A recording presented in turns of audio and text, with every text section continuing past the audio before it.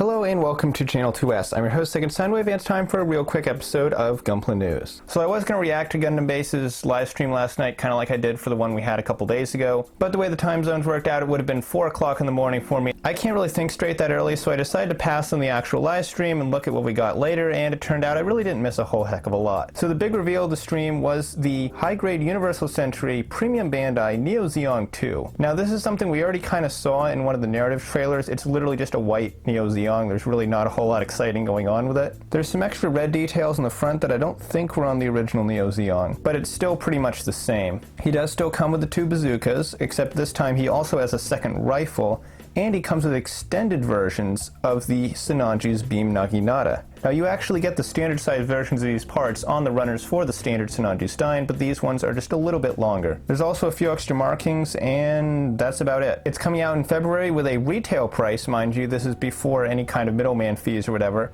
of almost $300. Yeah, this is definitely in perfect grade Phoenix territory. I'm not expecting to see a whole lot of people pick this up. We also got to see our first official color images of the Narrative Gundam B-Packs. This is another P Bandai high-grade kit from Narrative. And we didn't get a lot of new information on this, just this one collage of pictures and a MSRP of 1,400 yen. No release date yet, but the pre-orders will start in December. And then we also got a new trailer for Gundam Narrative. Now the Narrative movie is coming out in just a couple days, so I am pretty excited, although I probably won't be able to see it for at least a little while after it comes out. And the trailer was, I would say, probably around 80% new footage we hadn't seen before. Major highlights of it being more footage of the Neo Zeon 2, this new mobile suit that looked to me like the Silver Bullet, but really heavily modified, and a red Psycho Frame version of the Narrative Gundam.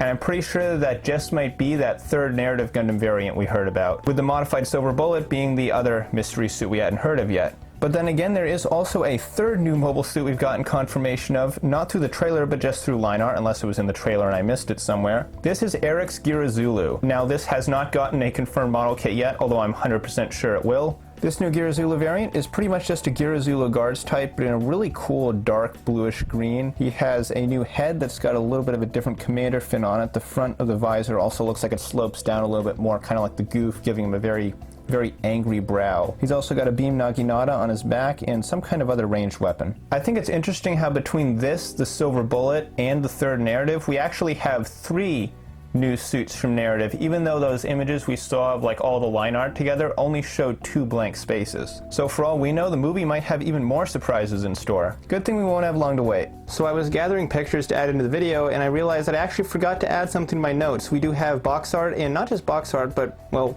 as you can see, the actual official release of the Narrative Gundam A-Pack. Unsurprisingly, it's one of those big box high grades like the Kshatriya or the Psycho Gundam. The box art looks really cool too. I'm probably going to throw a better image of it up on screen right here. Looks like it's got a lot of runners. Man, look at those beam saber blades. That is awesome. Oh.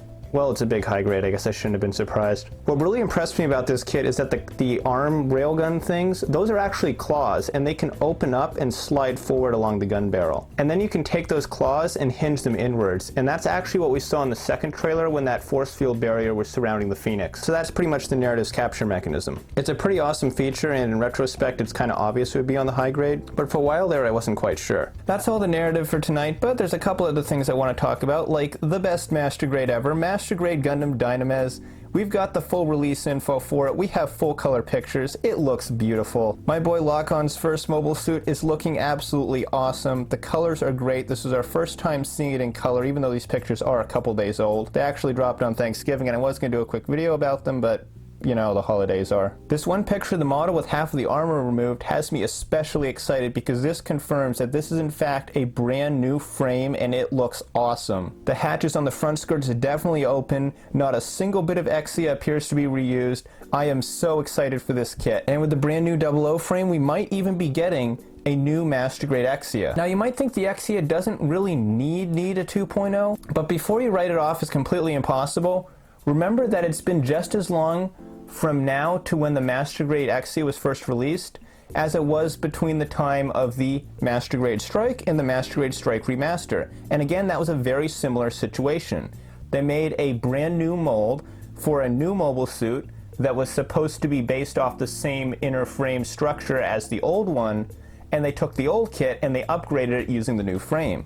I could absolutely see them doing the exact same thing with Exia here. We also have release info for the Zerachiel from High Grade Build Divers Break. This is one of the manga exclusive things, so we're not going to be seeing this in the show, obviously, since it ended like months ago. And this is a modified Harut. Now, I'm not super into this, even though I do like the Harut a lot. The colors are kind of drab, and the design overall doesn't really do much for me, although I do like some of the changes they made to the flight mode. At 2,700 yen, it's also definitely on the high side of the Build Divers price range. But anyways, that's all for tonight, so thanks for watching. Leave a like if you enjoyed. If you're new to Channel 2S, subscribe for more fun Gunpla content, and as always, I'm your host, Second Soundwave, and I'll see you next time. Take care, guys.